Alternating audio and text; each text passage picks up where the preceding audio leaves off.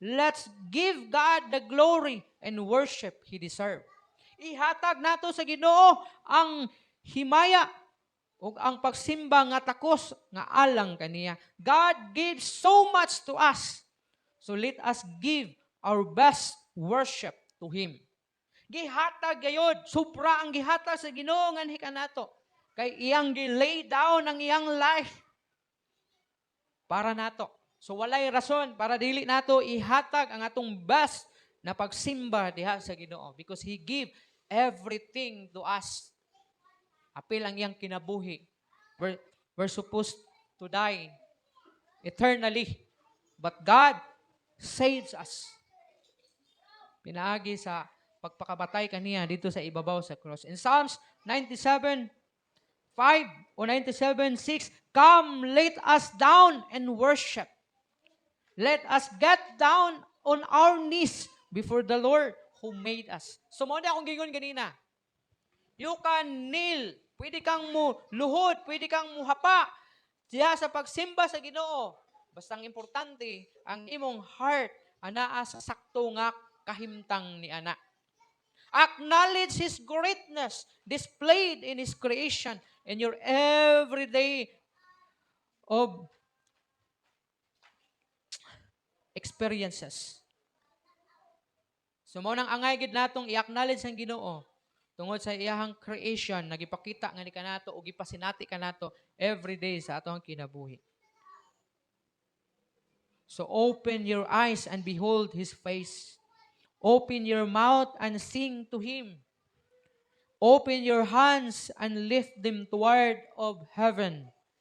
Open your heart and tell Him you love Him. And open your ears and listen to Him.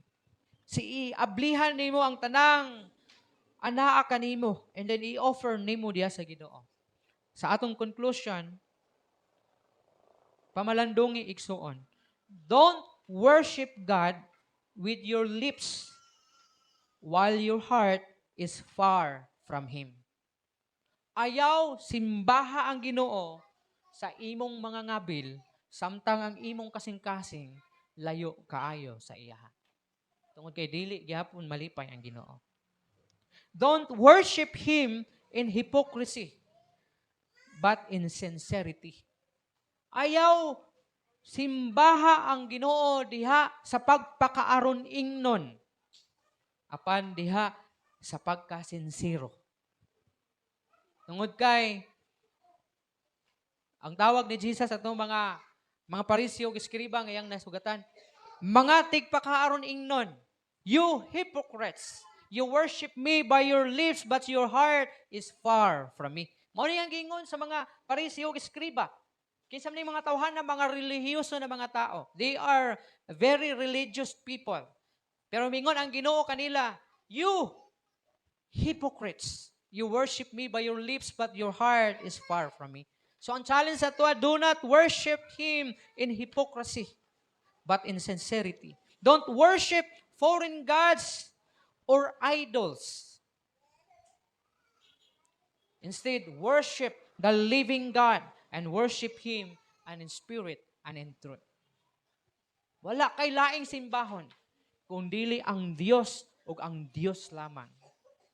Ang Dios ni Abraham, ang Dios ni Isaac, o ang Dios ni Jacob. Diba kanta man na? Maulang ang imong simbahon, maulang ang imong alagaran, maura ang imong yukbuan, maura ang imuhang paghahapan, o maura ang paghahatagan nimo sa tinuod nga worship o sa tinud-anay nga pagsimba nga nagikan diha sa imong kasing-kasing.